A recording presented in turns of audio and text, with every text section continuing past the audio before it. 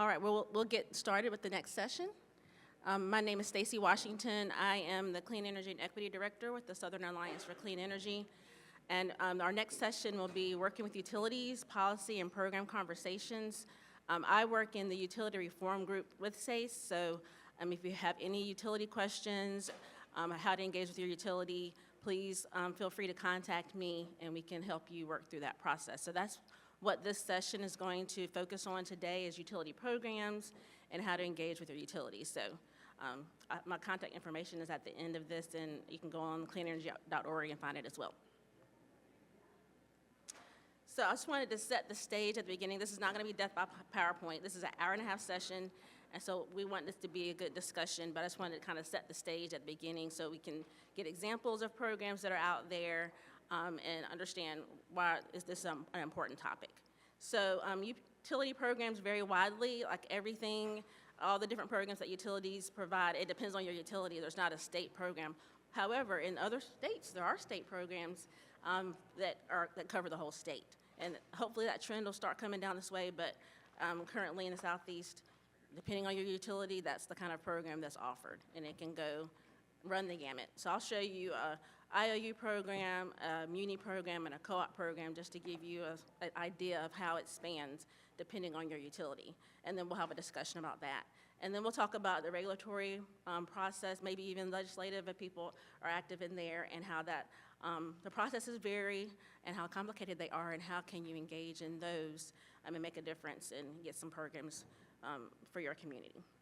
So we're going to do the examples, have some testimonials. We have people that have agreed to talk about their engagement with the utilities on the regulatory side and on the utility program side, and then we'll have some Menti discussion. So the first part's going to be utility, and then after lunch we'll do more on regulatory. So I wanted to set the stage with Duke as an IOU because they cover 3 of the states that are in the Southeast, just to see, one, that it's different even in those states with one utility, one utility company, and they have a good variety of the different types of programs that are available. So the first one is the Charger Prep Credit that is in Duke Energy's territory, and all 3 of the states that we are focusing on for this initiative have that option available to them. So Florida, South Carolina, and North Carolina have this program available. It's a one-time credit for site preparation only. So Florida, that's new since January. So if you're in Florida and didn't realize, in Duke's territory, and didn't realize that the Make Ready program, Charger Prep Credit, was available to you, good news. Since January 2025, that's available to you. So Florida, South Carolina, and North Carolina have that. North Carolina has a Charger Solution program that's available to them. You can do a level 2 rental. This does not include work that needs to be done to prepare the site. Electricity to charge the vehicles is provided, and the fee will be a line item on the bill. So if you're in North Carolina, you can actually participate in both of these. You can do the Charger Prep, and you can do the Charger Solution, so that gives you both sides. And then in Florida only, you have Park and Plug. So Florida has 2 programs, North Carolina has 2 programs, and South Carolina has a whopping 1 program available from Duke. And so the Park and Plug program for Florida is looking for site hosts. And I think South Carolina and North Carolina, or South Carolina and North Carolina did have this, but it went away. So not that it never had it, but it went away. So this is looking for site hosts. They need more that, it's just supposed to be more than 25 miles from another 150 kilowatt DC fast charger, 24/7 access, near major corridors, safe and well lit, near retail, restaurant, and amenities, and in Duke Energy service area. So they're looking for places to host charging infrastructure for their territory. So that's only available in Florida at the moment, but North Carolina and South Carolina did have that at one point. So that's an IOU, a good look of the type of programs that they offer. So now looking at a muni, or Orlando Utilities Commission, they have a commercial EV charging service for level 2 or 3. They have a Charge It and Own It. The Charge It program, they own, install, and maintain. And then the Own It program, they design, procure, and install. So that's what that muni offers, but we're going to get some more testimonials on engaging with utilities, because that's, just because they offer these programs does not mean you can't work with them and they can work on things with you. And then I have a co-op just to give an idea of what type of things they can offer. Cobb EMC in Georgia has an EV grant program, $500 to $5,000 to assist with the cost of purchasing and installing EVSE. So this is just a sampling of some programs across the Southeast. I just wanted to give you guys an idea of the wide variety, like it just depends on the utility, what you can get to assist you with that. I'm also going to give an example from Charleston. I talked to Katie McCain from Charleston, the city of Charleston, and she also gave me some information from Ariel, who used to be at Charleston County, so just to hear some of their experience. And then we'll go to some people here that can give their experience. So Dominion Energy South Carolina has a turnkey charging solution program. It's an on-bill financing type of program. So that's another category or a different type of program. They design, install, and maintain chargers. The entity receives all revenue from the charging, and they have different charging options, Tesla, ChargePoint, and NLX. So keep that in mind as I give you these testimonials from Charleston. So Charleston, the city of Charleston, they didn't participate in any of these programs, but they did have a key contact at Dominion Energy who helped them with data and information that helped them assess where they could put chargers in the city. They still haven't put any there yet, but they were able to get an assessment of, they have some, but they were getting an assessment of, what is needed at the different sites, because they have different, depending on what you have at the parking deck or wherever you wanted to put the charger. So they went through all the parking garages, and they were told what they can handle. So some parking garages were already equipped with what they needed for chargers, and some needed more work done to have have chargers available for the parking decks. And they plan at some point to use the turnkey charging program, turnkey charging solutions program with CFI, if that still happens. So that's kind of the process where Charleston was. They did not use this turnkey charging solutions program, but they were able to connect with the utility to help them assess what they could do at the city. Charleston County did inquire about the charging solutions on-bill financing program, and they were able to get a proposal from Dominion Energy. They received a proposal for 4 level 2 chargers for the county fleet, and it was going to cost them about $500 to $800 per month, depending on the chargers that they picked.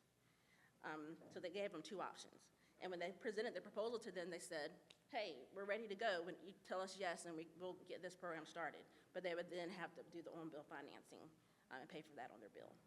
But what comes with that, they were going to get network charging stations, posts, foundations, meter assembly, breakers, conduit, communication, electric cable, and miscellaneous items, including required material and labor, 400 amp panel to support charger expansion, separate meter, and separate wireless network.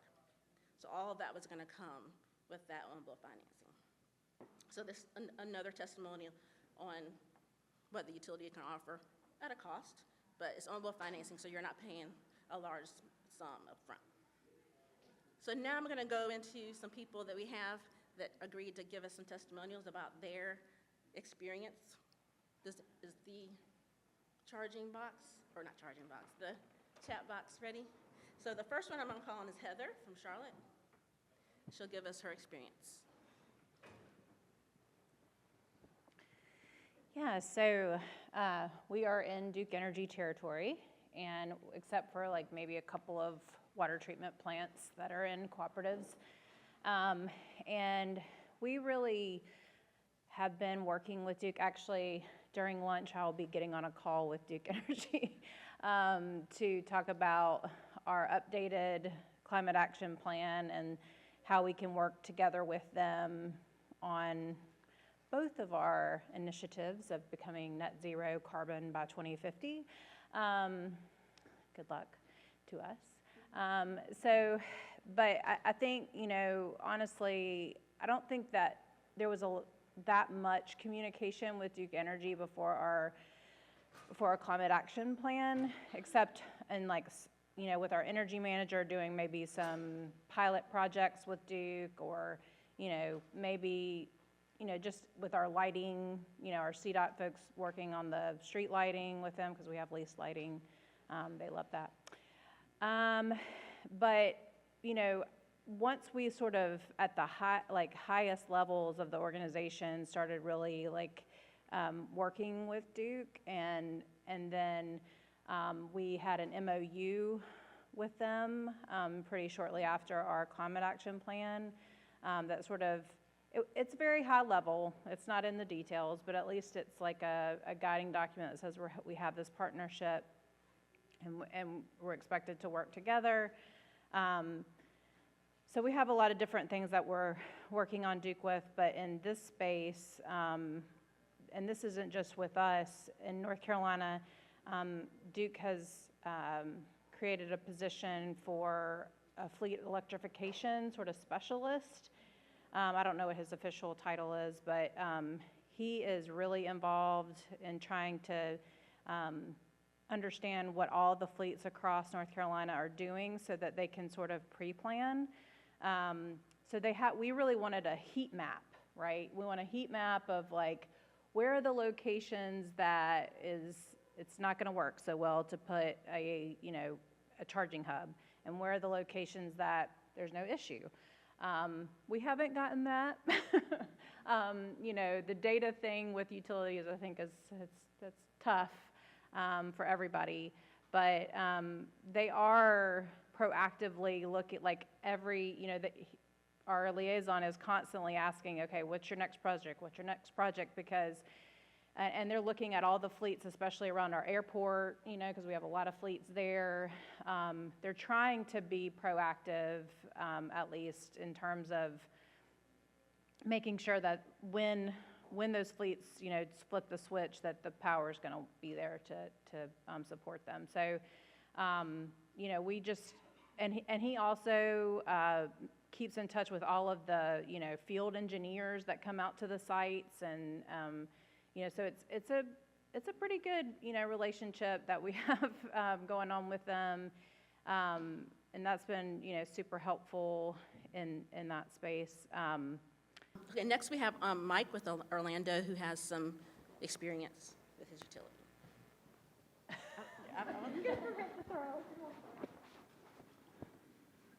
Yeah, so we're, I think, a little bit lucky in that we have our own municipal utility, OUC. Oh, you brought the slide back up.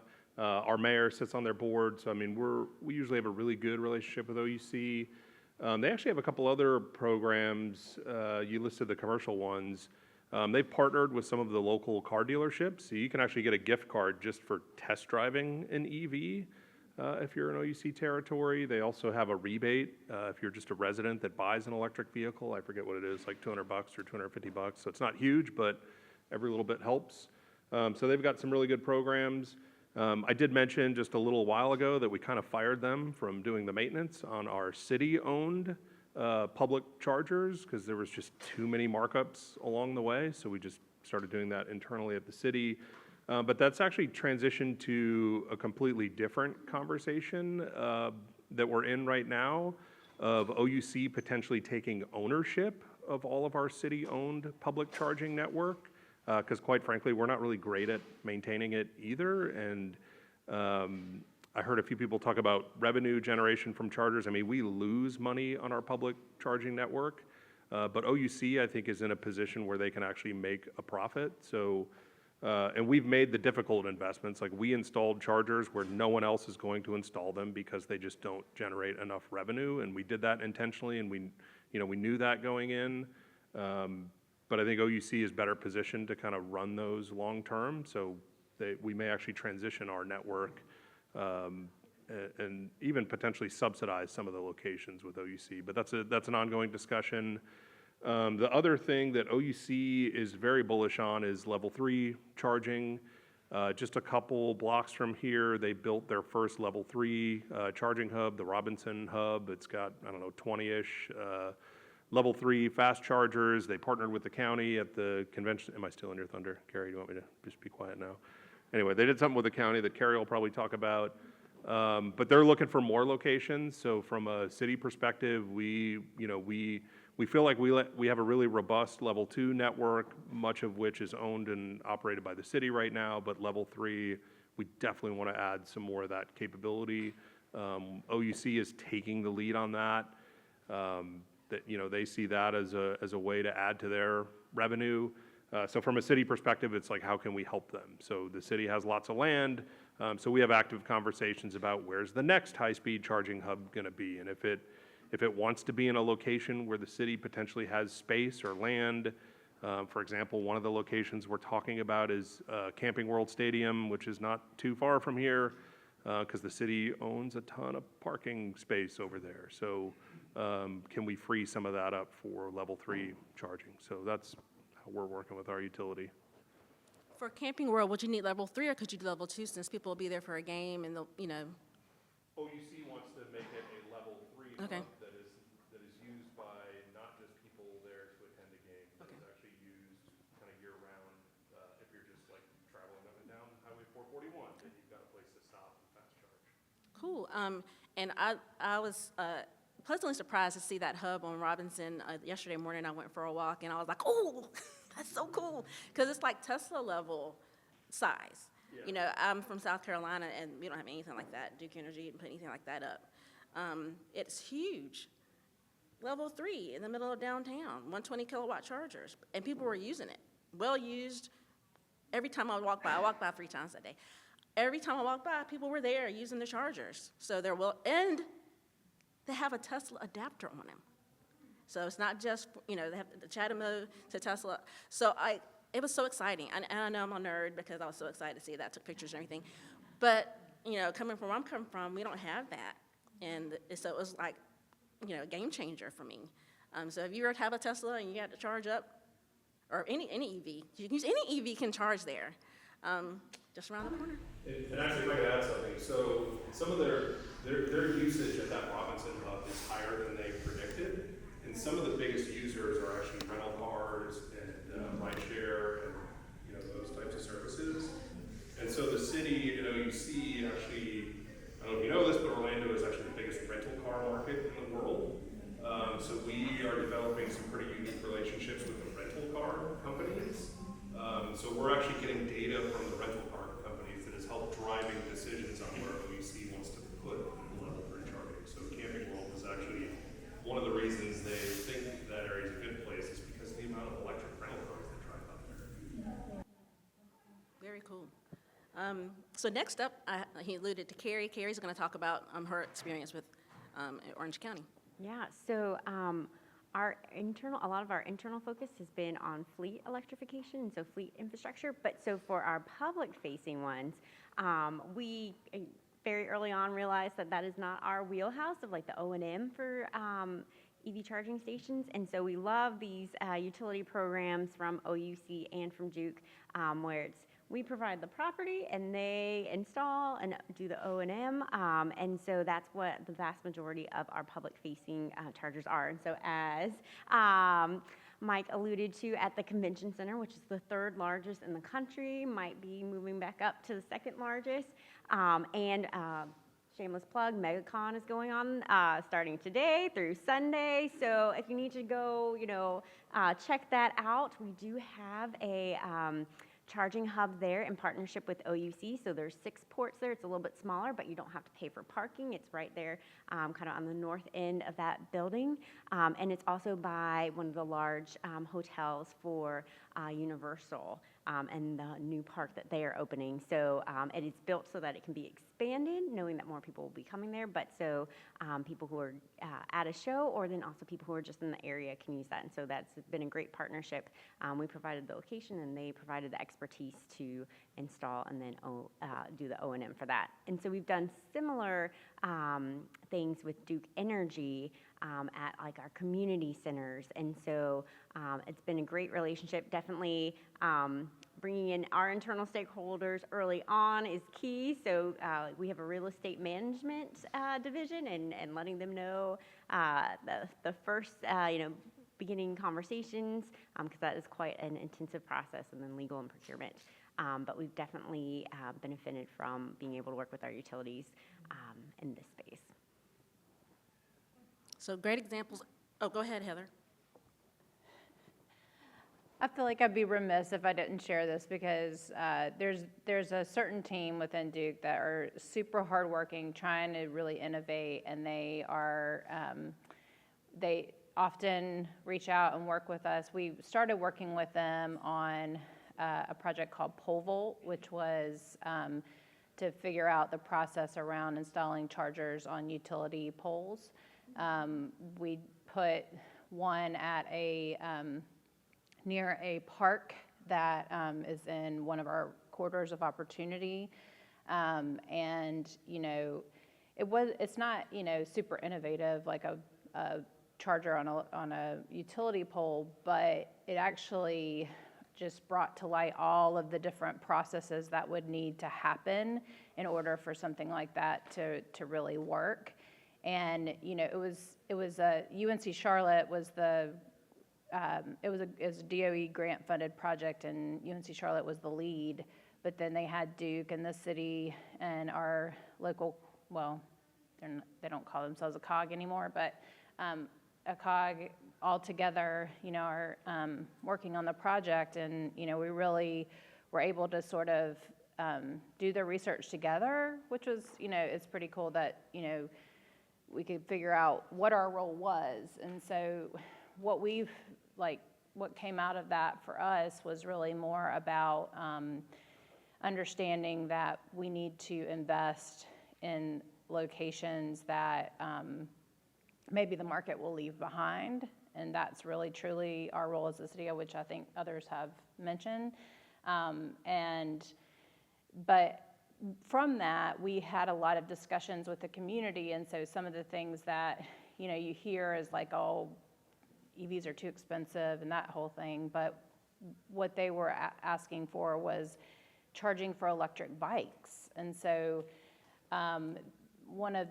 this team at Duke continues to sort of innovate on this model. And so now they're coming back with like a lighting sort of bollard that would be able to have all different, power abilities. So like to have a bring your own plug type of situation for EV charging, or, also being able to use it for 120 volt applications for bikes. And so we're not quite moving forward with any of that yet, but we're still like innovating with that team. So I just wanted to give props to that team. That's great. Thank you, Heather, for adding that. I also wanted to bring up Ashante from Jacksonville. She mentioned that she was able to get some money out of her utility, so I think a lot of people just wanted to hear more from you about that. I'm not throwing it at you. Huh? Oh, okay, thank you. All right, so Jacksonville has a publicly owned utility, so we don't have Duke or FPL. It's called JEA. It used to be Jacksonville Electric Authority, but they're like, we're just JEA now. It's not an acronym. I'm like, okay. But when I started in this role, I had to realize that kind of coming from private sector as well as advocacy, oftentimes the utility is, people only reach out to them when they need things or to complain about things. And I really positioned our division to not just have such a transactional relationship with the utility, but to be one of their biggest champions and advocates for programs that have intersectionality or have common needs. So that's first how I positioned relationship building with them. So I made it very clear to understand the parts of different initiatives they have that could really help the community. So I really got to know the energy efficiency programs and the rebates that oftentimes are underutilized because people don't know about them. So I became a champion of those resources. And then we also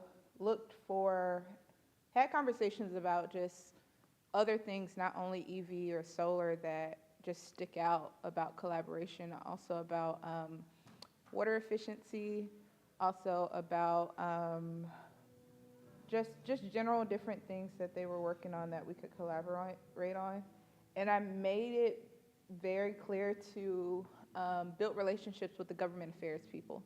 So the government affairs person within the mayor's office, I keep them in the loop, and I try to make those connections there. And then when it came time to have the conversation about EV transition, I looped it into our climate action plan process that we were doing concurrently. And then I became really good friends with their grants department, because just like we need money, they are going after money, and oftentimes I found that we were kind of competing for the same money and didn't realize it. So we just really started to foster a relationship of collaboration and sharing great resources. So now not only are we writing joint grant opportunities, we're now engaging all of the independent agencies to where they were working in silos before. So our Port Authority, our Transportation Authority, our Aviation Authority, we're all collaborating on grants, and it looks like, oh, Jacksonville's working together. Let's give them a chance where we weren't getting grants before. And long story short, the way I was able to get the money for the CFI grant was we just weren't going to get it because we didn't have the match. And it came down to me having a real conversation with our utility, and I had to be real in that moment. You guys are really going to profit off of EV adoption, and it's in your best interest and our best interest to work together on it. So we've had conversations about capacity concerns. We had conversations about collaborating on an EV drive, an initiative yearly, and we were doing that. So it literally just came down to our government affairs people negotiating it out, and we got the match. So it's building relationships and not reaching out to the utility in a transactional way, but hey, how can I help you? How can I champion what you are trying to do? How can I maybe even run defense sometimes and, communicate with some of the environmental groups that just aren't happy with you right now? So that's how I did it, and it's a ongoing process, and sometimes we're at odds, but for the most part I try to have a collaborative relationship. Thank you. I think a running theme here with working with utilities is relationship building. They may offer programs or not offer programs at all, but if you talk to them, I'm telling you, y'all are large energy users. You might be able to, say, hey, let's work together on something. There might not be a certain rate or program, but there may be a grant that you can partner on. It may be that once you establish that relationship, something happens and you already know somebody there and you can work on something together, and try not to make them the enemy. And you do have some type of pull as a local government. So I just want to make sure that y'all are empowered to be able to speak up and get what you need. So now we're going to go into a Menti so we can get some of your opinions or needs out there as you're working with your utilities. So please go back to the Menti. Okay, so the first question is, over the last 5 years, have you engaged with your Oh, everybody. That's wonderful. So you are doing it. So what are your how have you been able to engage, and what is the result? Is is it a door closed in your face? Is it, what? Yes. The box. Here you go. So Gainesville and our regional, Gainesville Regional Utility Company, that we jointly established the EV Steering Committee. As part of that effort, we put together the city fleet transportation electrification plan. Also, we worked together on the CFI grant, round 1, round 2. Great. So y'all are doing it. I was telling y'all, empower y'all. Y'all are doing it. So, okay, who else? Anybody else would like to speak to their engagement with their utility?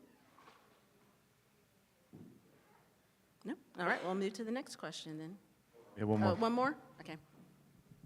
I just wanted to share, in South Florida, we have FPL, and we have a similar program as the Duke one, where they, they select different cities and along different corridors, and they'll in charge a fast charger. And we attempted, when I was in North Miami, we elected to do that, but it didn't go all the way through because they also have a lot of turnover.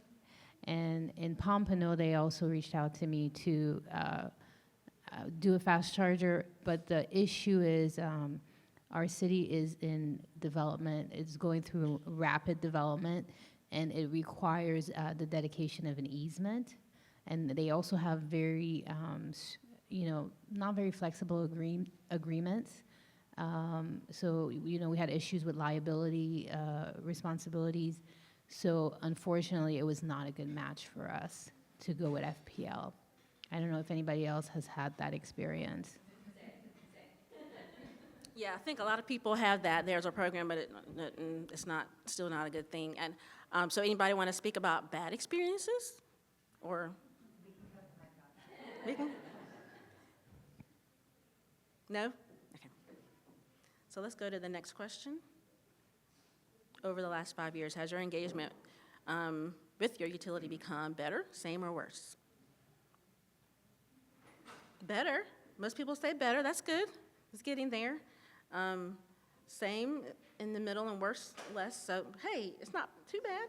Would anybody like to speak to their experiences? So we are probably the same as far as communications with FPL, but I would say that we're trending towards a better trajectory, which is beneficial for us because we have very grand plans for not just EV and electrification, but also energy efficiency within our community. So it will rely heavily on collaboration with our utility to help us implement some of these energy efficiency strategies, especially in our water utility sector. So I think, just having those conversations and really just clearing up, there were a lot of discrepancies as far as like how we needed to receive data.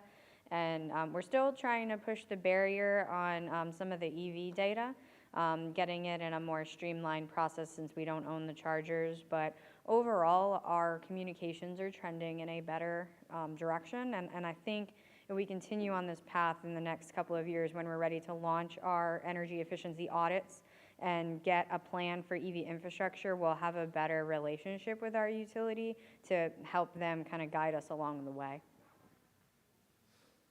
Thank you. Any other comments on your engagement, same, better, or worse? Thank you. I just want to add that I think that in municipalities that there are obviously different departments. I think most of the people in here come from a sustainability background. Is that right? Like sustainability directors or, in that realm.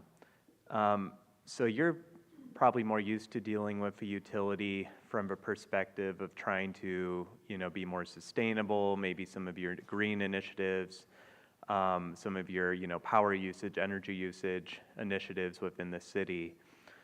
And then other departments may be dealing with that same utility in another capacity. So for instance, in the transportation department in Greensboro, we deal with the utility. Duke runs a lot of our just street lights. So we have a street light coordinator, and we coordinate with them on that.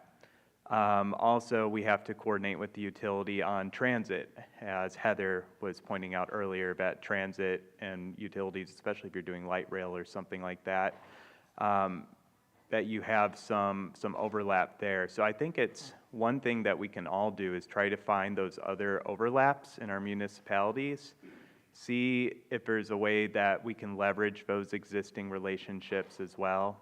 And try to move closer to the utilities on multiple fronts and try to coordinate in ways that we hadn't even thought were possible, because as multiple people pointed out, the utilities are making a lot of money off of each municipality, so we're big customers for these utilities. And we need those people who are talking to the utilities every single day in different capacities, put pressure on them to say, hey, let's work together. Can you, find new programs and new engagement opportunities for us that are outside of, the two or three that you publicly list, right? What can we do to maintain this relationship and make it stronger? So I just wanted to point that overarching theme out to everybody here. Yeah, great point. Yeah, there's a lot of people that are going to be working with them. Yeah, let's make use of that. Thank you. And there's somebody behind you. I'll just kind of add on that. So we're in the city of Clearwater, and we have a large customer meeting every year that I don't think historically my position was ever invited to. I'm only in this position for a year and a half, but so the meeting was happening a couple of months ago, and the day of, my director was like, hey, you should probably come to this. And so I was like, okay, and I went, and there was several things that I didn't know about that were applicable to EV charging, solar, throughout the whole meeting. And I was like, oh, wow, this was all great information that I've had no idea. And if I hadn't been just kind of last minute invited to this meeting, I wouldn't have been there. And there was a lot of city staff at this meeting. We had our transportation people, our urban foresters, because we have a lot of issues with trees, my director, my supervisor. There was, probably our public communications team, and nobody previously thought to invite the sustainability person. And then it kind of worked both ways. Not only was I learning stuff that I should have known already, but then they started talking about our Clean Energy Connection program. And my directors were looking in a panic, what is this? And they were like, do you know about this? And I'm like, yes, I know about this. We run this program, and my directors didn't know about it. So it was just a very interesting situation. And now we've set up a couple of meetings with Duke, and I think that at least going forward, hopefully we're going to be more involved.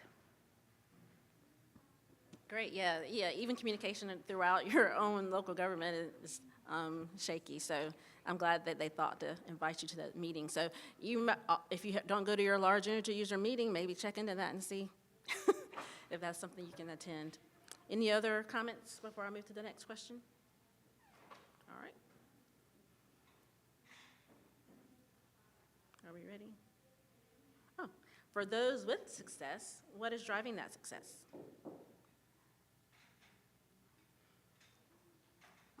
You, the utility, or both? So we have a tie between you and both. Would anybody like to comment while people are still entering? Only have 6 people. Where's everybody? Oh, it is? Okay. There we go. So most people say both, and then we have some that just says it's me. So would anybody like to comment on their experience there with the success?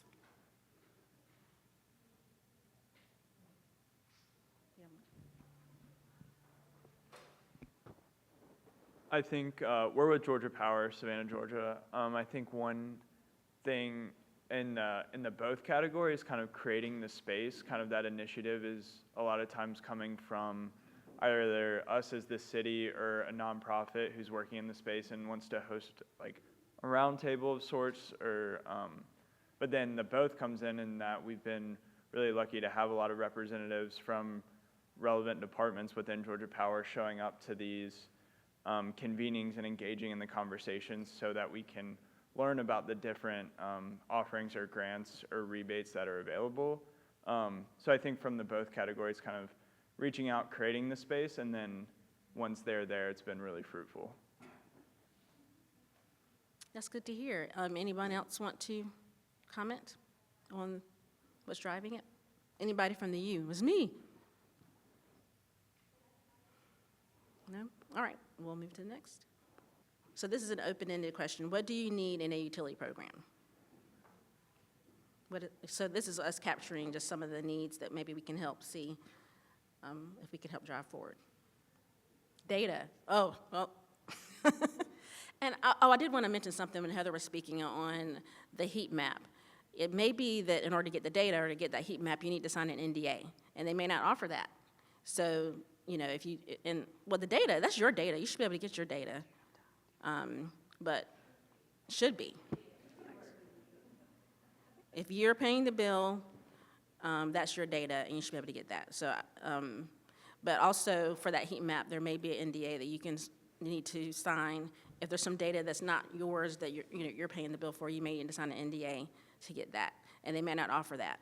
So that's just something to note, that you may need to do that extra step. Let me refresh. Oh, look at that. More streamlined process for data. Clarity and directions. So what do you mean by clarity and directions? Who put that?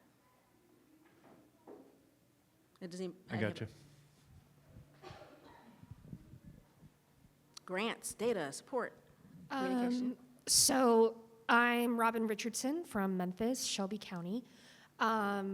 And for our particular situation, we would love clarity on processes/requirements, because it feels like every time we go to install a new charging station, either MLGW, our local utility, or the TVA has new requirements for us, and they don't really keep us updated as to when things change or when they add new things. So it feels like we're always playing catch up.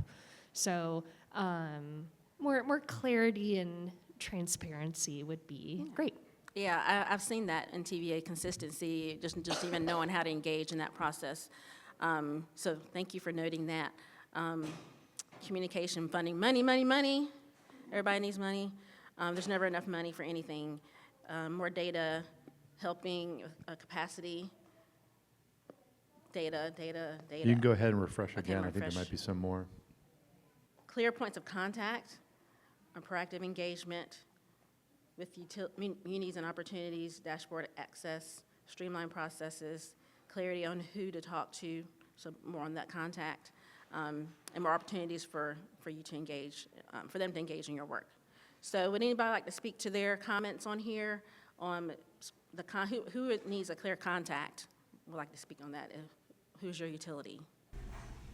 Oh, I put that one, because I find oftentimes, just like governments are big, utilities are big, and they have so many different departments, and sometimes they don't even know each other. So in sustainability, I work with like 8 different people at the utility, depending on the topic. And, there's someone that just does energy efficiency. There's someone that does community outreach. There's 2 people that do solar.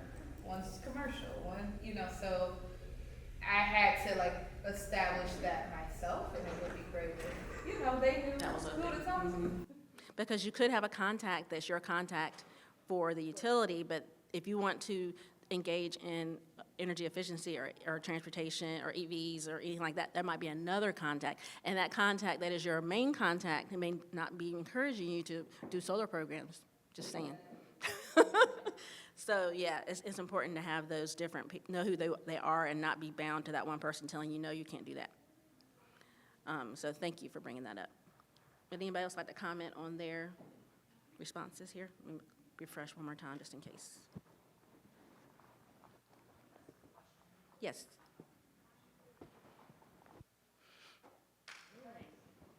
I put the comment about proactive engagement, Melody, City of Clearwater. So I just feel like some of the meetings that we have, bigger meetings or smaller meetings with utility, it feels like fluff a lot of times. Like they're telling you we can do this and that, but there isn't too much action following those meetings. And we don't know if they're trying to sell us more products or services that they have, and also like with the Clean Energy Connection program, they've said that, there's this dashboard being built, and the estimated completion timeline where we'll have our login was November 2023, but then we still don't have it yet. So like just an example of how they say something is getting done, but we still don't get access to, and it's pretty frustrating. And oftentimes, like, we're trying to add EV chargers, and to even have a preliminary, I guess, analysis on the site, they need us to fill out this crazy load form, which we just don't have the technical expertise within sustainability to fill it out. And then it leads on to us abandoning that site altogether just because of how complicated it gets. So that's our frustration. Yeah, thank you for bringing that up. I can understand that. Any other? Yes.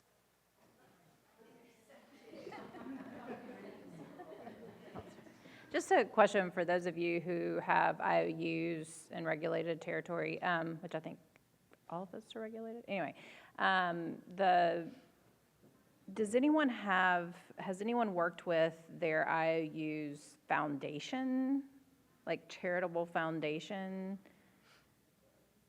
been able to? No? Okay. Yeah, that foundation funding can be, because it's not rate-based. So if you have a way to tap into that funding or get there, a lot of times they have grants that they offer through that. But if you're not able to do that, if you're able to tap into the foundation funding however you can, it's not. Does FPL have that? Maybe somebody else knows. IOUs usually have, investor-owned utilities usually have a foundation. I've never heard of such a thing. I've been working with them for a long time. If they offer grants. I mean, like, I mean, it just gave me an idea to, I mean, we've talked about it before, but like when we have this call here in just a little bit, I was just thinking, like, what do they want? Like, what do those foundations go after, you know? Like, I'm just curious because it feels like they would want to invest in something that also benefits their money-making part of their business. But A lot of times the foundation funding is used, like they have grant programs, so they'll put out a grant, you know, I want to do community projects. Please apply, nonprofits, please apply to this grant program and we'll give you money for emergency response or for education in your community. But some of them go to weatherization. So I know in South Carolina, the Duke and Dominion have funding that goes into weatherization, so they can add money to the community action agencies' pot of money for weatherization. So yes, Ann. Here you go, Ann. Thank you, Stan. When I was back in Colorado, we worked with public service company, Excel's foundation quite a bit, mostly for vehicle electrification, actually. St. Pete worked with Duke's non-regulated division, which is different than their foundation, but that might be also worth kind of exploring. They were able to fund some pilot projects and whatnot through that division. To answer your question, FPNL has reached out to us saying that if we've done any HVAC upgrades, that they can provide rebates or some sort of like help for that. And so that's something that I learned that like just this year. Yeah. So maybe that's another thing to ask your utility about, kind of poke the bear and see what they say. Okay, we have another question. What resources would help you engage with your utility? So we're just trying to figure out, again, you know, what can we help provide that would get you there? Questions to ask, a list of questions. I think I've heard that from people before. Just don't even know what to ask. And just go ahead and keep refreshing. Or database, case studies and collaborations with other cities, data, more data, information about their foundation and what things it supports and funds, list of questions, conversations that could get the conversation started, a connection with other munis under the same utility. Oh, that's a good one. You can refresh again. Connection with other municipalities under the same utility. Would anybody like to, well, that's pretty self-explanatory. Would anybody like to comment further on their answers here? Clear vision. Who put clear vision? Would anybody like to talk about the clear vision? No. Okay. More case studies, list of rebate programs that various munis use, who to contact, better high-level engagement, elected officials, advocates, boards, examples of great projects, glossary of commonly used terms. Sometimes it feels like we're talking two different languages, yes. Data, resources available. So anything else? Anybody want to comment on that? I know the glossary is very important. I mean, you talk about one thing. I know in DOT world, I was in the energy office previously, and we were talking about infrastructure as an EV infrastructure, the charging infrastructure, and for them, infrastructure is roads. So they were like, what? Why are you talking about my roads? No, you cannot get in that lane. We're like, no, charging infrastructure. So are there anybody like to expound on any of their answers here? Hey, Stacy. Yes. I'll just add anecdotally. So my experience when I was at the city of Savannah, and we did a coalition of local governments that intervened in the rate case and integrated resource plan and all that. And one of the outcomes of that was, all of us having a seat at the table in the demand side working group. So getting more engaged. So we went through a very formal and challenging process to get that seat at the table. We were glad we got it, but I think, Melody, to your point as well, it's always still hard to understand what they're actually telling you in those conversations. So even once you get engaged, they have one concept of what they're saying and where, how far they're actually going to respond to your requests or what they're actually going to do versus what you perceive them doing with that, and so I think another piece I would say is just continue to ask the seemingly obvious pointed questions that you think is already clear, that is likely not clear, that you're hearing one thing, thinking that's what they're saying, and then it's something else. Absolutely, thank you, Nick. Okay, and now I think Stan wanted to come up and talk about transportation electrification planning. Yeah, just really quickly, so to kind of follow up on that conversation, I mean, what Nick was just talking about was intervening, in a rate case, in an IRP, something that we're advocating for, along with many of our fellow advocates who work in the utility space, is that utilities are required to do transportation electrification planning, so that it's not like a city-by-city engagement, but it's the utility looking across its territory to understand where infrastructure is needed, where fleets are moving towards electrification, where there are issues at the distribution level for supporting charging, what might be done to help support that. And so why we're advocating for this is so that there is a specific docket by which folks like yourselves could participate in a very targeted way, which would be a lot simpler than intervening in a rate case or an IRP, to have this relatively small conversation within a very massive proceeding. And so I just wanted to raise that up as something that you're going to be hearing as we move through this year as an effort that's underway. And part of what we're doing in that effort is we're trying to educate commissioners and public staff about the importance of this in order to make sure that EV infrastructure can be deployed to meet demand, so the utilities don't become the bottleneck of the future as we make this transition, and to make sure that we're doing it at a least cost way, so ratepayers are protected, right? Because we all know that if you're trying to do something after the fact that wasn't planned well and trying to make it work, it often costs more, where that good planning can avoid some of those costs, but can also give you all as cities a lot of information that right now may not be there. And also a forum by which you can raise your issues that you have in a more formal way and in a more collective way. So I just wanted to put that out there. You'll be hearing from us on that, but that's why we're trying to get these transportation electrification plans to be required by utilities. So a lot of these questions that are on the table here can be answered, and we can all have that information and then move forward accordingly. I want to go ahead and start because we just have 30 minutes, and I want to make sure we can have this regulatory conversation. So thank you all for paying attention and staying for this afternoon session. I wanted to, so now we're going to talk about regulatory and how to engage in the regulatory process with your utilities. So I'm going to start off with a story from Greenville, South Carolina. Michael Frickson is one of your friends in local government, and he has a story he would like to share. So, well, I asked him about that I'm going to share. So I remembered that around 2020, Greenville, South Carolina engaged with Duke Energy in their Green Source Advantage program. So this is not an electric vehicle story, but it's about engaging with their utility story, or in the regulatory process. So they had a citizen sustainability committee who was interested in, and they found out that Duke had a Green Source Advantage program. So this was a solar program that allows you to get RECs, renewable energy credits, and so you're not actually putting solar on your facility, but you're able to access the renewable energy credits. So basically a pay-to-play kind of system. And they wanted to make sure that the municipality could engage in that, and they had a carve-out. That's kind of the scope of what their ask was.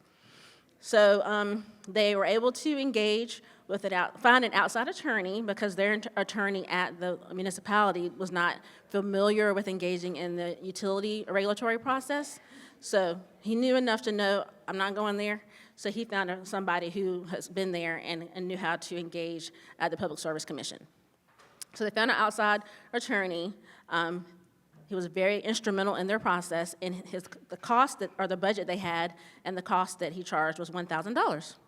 Doesn't sound bad, but the attorney was very interested in helping them, so he did the rest of it pro bono. So he got up to $1,000, and they didn't have any more money. He said, that's okay, I'll continue working. They're very lucky to have that situation. The attorney filed a petition to intervene with the Public Service Commission in South Carolina in the docket for the Green Source Advantage program. The objective was to propose changes to Duke's proposal that would benefit the city. So they had the attorney and they did the intervention. This allowed for open lines of communication with attorneys representing Duke and other stakeholders. So if you don't intervene, you're not able to do that communication during the process of them developing or proposing this program before the Public Service Commission. They also learned what other parties and interveners were seeking. So they were able to have discussions with Duke as well as the other people who were intervening in that process to see, where were they wanting to get out of this? We want this, what do y'all want? So it allows you to have that space to talk to others that are engaging in that process. And he said it was all valuable information. He said the big win was obtaining a set-aside for municipal and campus applicants. So in addition to municipal, they were able also to get universities a carve-out for them in this program. Lessons learned, have a clear understanding of your goals. So don't just go in there and say, I want to intervene, but you don't even know what you want. You just know you want something. You need to really know what you want. Don't just do it just to do it. It's not necessary to hire an attorney, but he said doing so brought immediate expertise and access. This particular attorney has been doing energy law for a long time, and he had connections, and he knew Duke, and so that helped. And then there was a steep learning curve for him because he'd just come onto the sustainability part of that position. He didn't really know what was going on, but good thing they had an attorney that did. And they went through all of that, and guess what? They did not wind up participating in the program. They would have lost millions of dollars on the life of the project. So even after engaging and doing all of that and getting a carve out, it still did not make sense for them to participate in that particular program. Like some of you have mentioned, the utilities have programs, but they're not necessarily a benefit. But you don't really realize that until you kind of dig in and figure out how it would work. But that's a story of Greenville, South Carolina engaging. Does anybody have a story? I was going to call on Heather, but I think she's gone or stepped out. Has anybody else engaged in their utilities process? Or any public service commission processes? Legislative processes? Nobody? Yes? I can talk about the legislative process in Florida when they preempted the EV. There's the catch boxes, right? In Florida, when they preempted the local municipality EVs, the state took upon itself to regulate public-facing EVs. So the Department of Agriculture and Consumer Services took the lead on that. They had public meetings, and Fort Lauderdale, Orange County, and some others participated in them, gave them comments. We're still waiting. They provided a draft rule in January. We provided comments on that, and we're still waiting to see what the final rule will look like, but it's going to add at least some level of additional burden to anyone who installs a public-facing EV. Charger, sorry. Yes. Great, thank you for adding that comment. Anyone else before we move to the mentee? We'll have plenty of time to make more comments. All right, so let's go back to the mentee and go to the next question. Is your local government engaging in the regulatory process?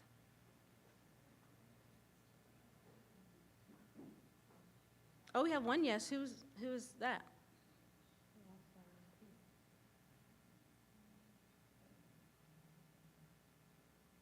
Would that person like to raise their hand?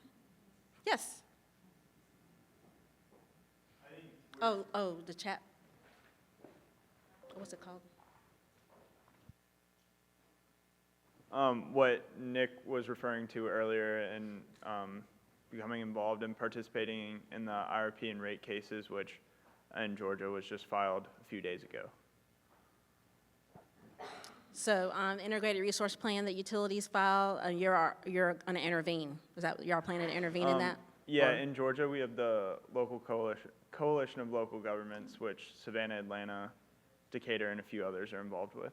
Great, yeah, so the utility has put together their plan, and then this is another opportunity to engage. So you don't necessarily have to engage in these big processes. I think Stan mentioned the transportation of the electrification plan. They could present a program at the commission, but I think the thing is you have to be aware of what's going on. So are you aware of what's going on? Do you guys, anybody want to offer how they know what's happening? How did you know the IRP was going to be filed in Georgia? I didn't know if it was rhetorical at first. Pretty much because of SSDN and then the relationship that the Georgia communities have with each other, and just kind of the broader coordination there. Everybody keeps each other up to date and on it. Yeah, so definitely having those connections in your community, knowing what's going on. SSDN's a great resource, STACE's a great resource. You all keep up with what's being filed at the commission. So if you ever want to know or want to stay connected with that, this is a good group to stay involved in. Any other comments on engaging? Everybody else is not engaging. Oh, yeah. Oh, we have 6 people. Where are these 6 people? You don't have to necessarily say anything, but raise your hand. Great, great. But anybody of y'all like to say anything? We can move on. Okay. I'll get you next question. Has it been really fun and friendly and lovely and exciting? You've got friendships to last a lifetime? That wasn't rhetorical. I was no. All right, we're going to move to the second. Oh, sorry. Do you see value in your engagement with your utility? Oh, yes, that's good. So what are some positive stories here that you would like to share?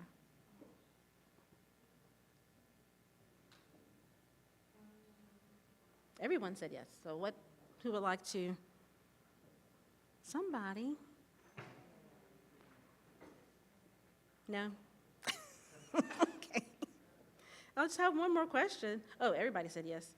And nobody wants to speak. Okay. And then we have, what do you need to increase this value? What are your barriers? So this is open-ended. Let's have a discussion of, what can we help bring to this process that will increase the value, help you engage in that process. What do you need? Too many silos. So what do you mean by, what are those silos? Silos in the government or silos in the utility? Who said that? Who said both? You win a turn with a microphone. I mean, it's kind of what I already said, right? We have multiple people. We have one account representative or whatever her role is, and we kind of go through her for everything. But I think it shouldn't be that way. I think we should be working with all the people that are relative in their position to what we're doing, because sometimes she's very unresponsive and it can take a long time. And then, like I said, on our end, we have a lot of different staff that are working with the utility, and I think it should be not one annual meeting to learn things, like it should be more regular. Thank you. Any other, let's see what else we have here. Funding, communication with local CBOs. Yes. One of the things I've found over the years is we work with FPL, and FPL wants us to only go through our, our assigned representative, and that changes with a lot over time. And then things we've got in the past, the new person will say, well, we can't do that, and I show them we've gotten it before.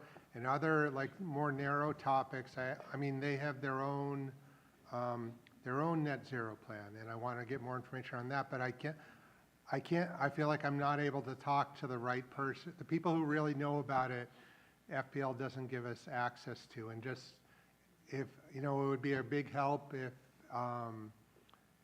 SSDN or SACE could help figure out these points of contact with the people who are within the utilities who are working on the issues we're working on and foster conversations with them. Yeah, definitely agree. And we do have those contacts, so we can help with that. Let's see.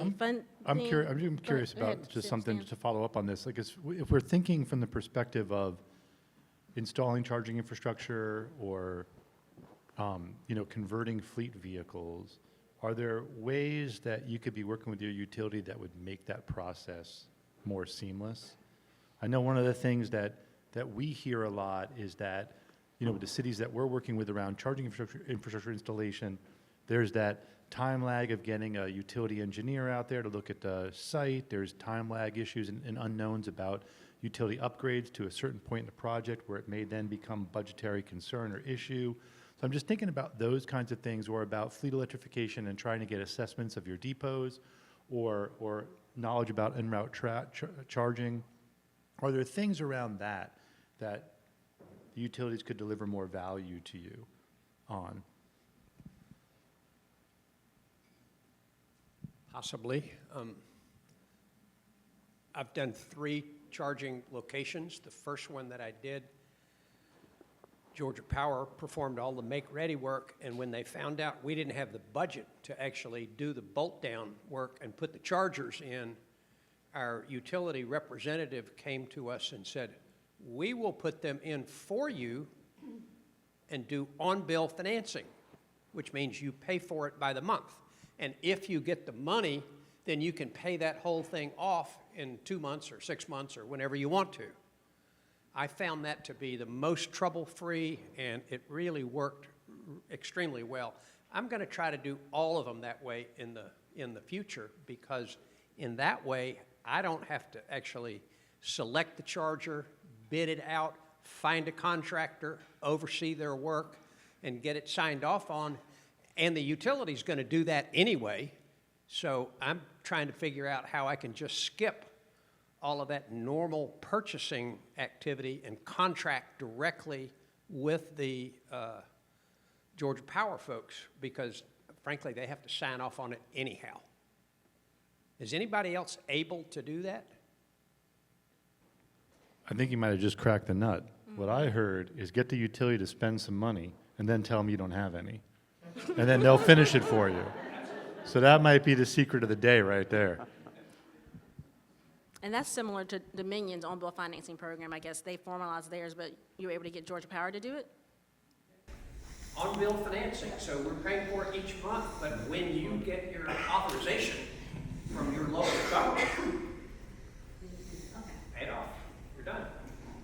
And frankly, they're not more expensive than bidding it out. In fact, it's less. It takes longer to bid it out.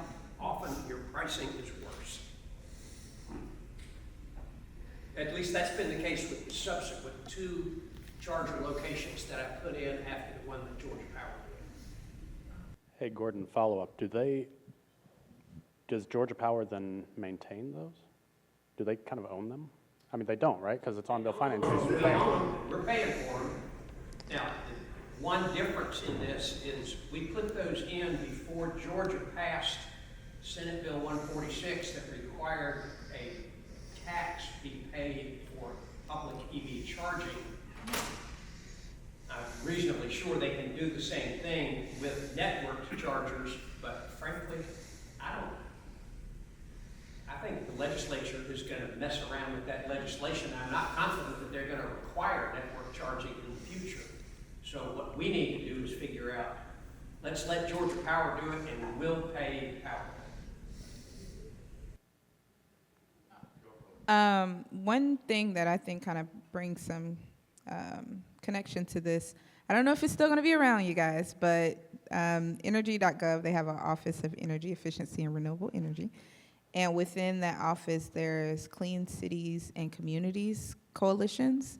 So in North Florida, we have a Clean Fuels coalition that leverages that pot of funding and resources, and we work with them very closely in our utilities. So they publish alternative fuels guidance, and they also have a service that works in tandem with our utility to help any commercial fleet that wants to transition to EV to do a report and develop use case EV infrastructure and all that. So I would encourage you guys to look into the Clean Cities and Communities to see if you have a coalition that may be able to work with the utility there.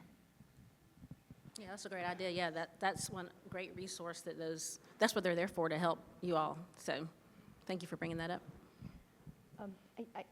Yes. I wanted to just follow up on what Gordon was talking about there with having the utility install and how that might bypass competitive procurement procedures. But I just wanted to share our experience because, as I mentioned yesterday, we're going through FPL for our fleet charging network, and they're assessing it back to us as a tariff. But in Florida, within our state statutes, we have some pretty stringent standards for architectural and engineering services about when they need to be competitively bid. It's a really low dollar threshold. And at least within Miami-Dade County, our attorneys determined that even though we were going through FPL, they're going to subcontract that out, and that they determined that they needed to do that through a competitive process because of those state statutes. So I'm just sharing our experience within Florida with their regulatory environment. Yes. It's in their contract, yes. Thank you. Any other comments? More constant communication. We're often aligned on our projects, but we forget to keep talking to each other throughout. And this is talking with the local government and the utility. Open communication, info sessions, limit turnover in personnel. I think we've heard that before. Flexibility with charging times. Is that time of use rate kind of thing, or flexibility with charging times? Would anybody like to expound on that? Who put that?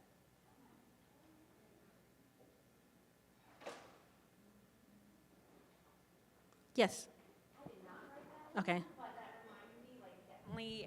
Utilities are beginning to see that, the transition to EVs, and especially like in the residential space, like beginning to kind of look at potential changes in rates to help encourage kind of off-peak charging. And so anyway, what would be a value add would be to kind of, industry insights on, what are utilities talking about when it comes to this, particularly as, more EV adoption continues. And I did see one utility, I think Knoxville utility, they had a time of use rate for EV, but it was really weird. Like, you had to pay $100, and then the on-peak time was like 30 cents, and off-peak was 20 cents, and I was like, whatever, I was like, what's the point? But anyway, they did have one. Citywide coordination to approach regulatory process, help inform us and bring analysis when utilities are bringing forward major items to the PSC or large changes in general. So what's the best way to let you all know what's coming? Is it like, now that you're part of this coalition or collaborative, we'll just send out to people in that state and just want to let you know this is up? Okay. They need to be more proactive about their support, the utilities. Is that, utilities need to be more proactive? I don't know. Is that what you mean? Okay. And I need more information about their 10-year plans and transition to renewables. Pulled into too many directions of finding time to devote. Definitely, I can see that. Would anybody like to expound on any of these that they put in there? This is our last question, so this, either you can do that, or if there's anything burning about working with utilities that you would like to say that didn't get said, this is it. Yes. Yeah, I'd like to add something. I think from a data perspective and data access, having utilities readily upload into databases like Portfolio Manager, a lot of us can't afford in our budgets to use programs like Energy Cap or some of the other ones that exist. And I think having that direct streamlined process to get data more readily available would effectively help, I think, for this transition. We're in a situation here where we get Excel spreadsheets every quarter. We have to manually manipulate the data to fit what goes into Portfolio Manager and then track it very manually. And it would just be easier if we could collaborate with our utilities to get that direct upload into Portfolio Manager for us. That would expedite our processes a lot. I agree, thank you.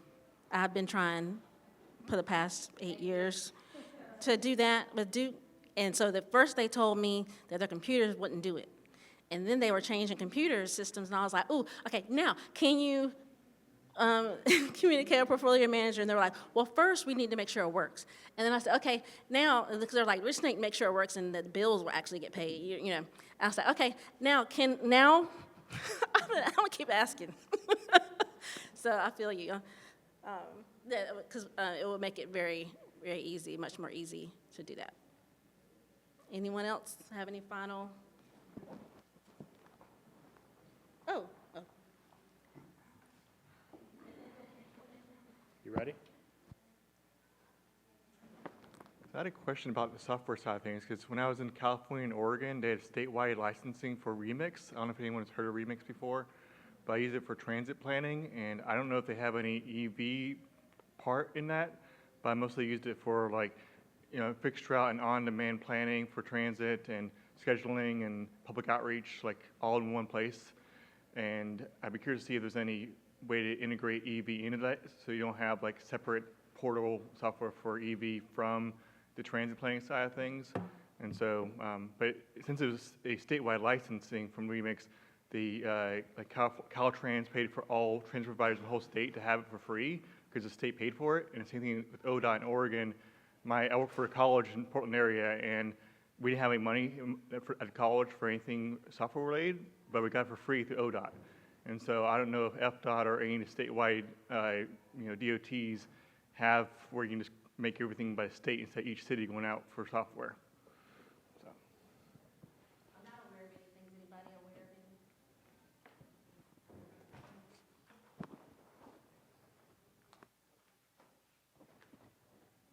anything? We also use Remix in Greensboro, but I think it's our city license. I don't think it's through the state DOT. To my knowledge, it doesn't have any EV infrastructure tracking capabilities. I mean, maybe you could theoretically employ that though, but I think what you're saying makes sense, that if through the state or through an existing relationship, maybe you have access to a tool that you're not familiar with, and that tool could be something that streamlines the process potentially. So I think it's also kind of taking an accounting of what tools you have available, what resources your organization has available. Like our planning department in Greensboro, they have something called Placer AI. They bought I think a few of you are nodding your heads to that. They bought a license to this Placer AI, and it allows you to see like who's traveling on different roads, who's going to different businesses, at 5 o'clock on a Tuesday, X number of people go to this Target, right? So that's not very helpful for EV planning, but is there other stuff like that too? So just getting a good sense of like what software subscriptions does our city have access to in different departments? And that may help to overcome some of these barriers with the databases and the spreadsheets and things of that nature. So just wanted to add that. But Remix is a handy tool if anybody gets their hand on it. But I think it's more for transit and transportation as a whole and less for EV infrastructure specifically. Thank you. I do remember at one point that there was companies that have software available that does what you were talking about with just, helping you plan and know where people are at certain times so you can determine where chargers could go. Please. So I have a question. As much as SACE and SSDN has been my go-to source for trying to understand what's going on in this space, I've also come across a podcast that I find amazingly helpful and insightful.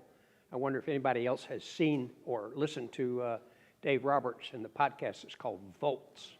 Anybody know of this? Mm-hmm.